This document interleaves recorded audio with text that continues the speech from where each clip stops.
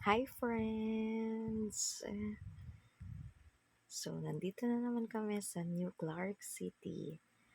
Maagang nagising yung mga kasama ko at yan, noong nag 6 a.m. na, nakapasok na kami ulit sa loob ng entrance.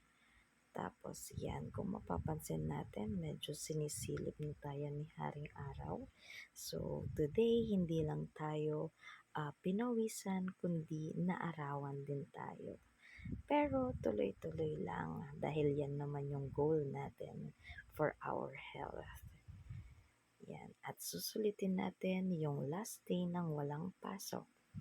Medyo bumibilis na tayo dyan dahil hindi lang tayo naglakad kundi tumakbo na rin tayo. And kung mapapansin nyo, this is our day 2. Hindi na rin masyadong basa yung oval.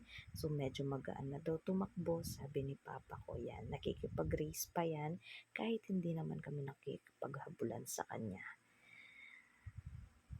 Alright. Yan. As you can see naman, maraming mga tumatakbo dyan. Iba't ibang age yung mga nandyan. So, kahit sino pwedeng pumunta, pwedeng sumali sa amin kapag walang pasok.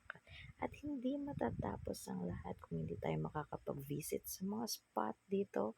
So, that's the Aquatic Center. At dyan, pauwi na kami dahil makikifiesta pa daw po sila.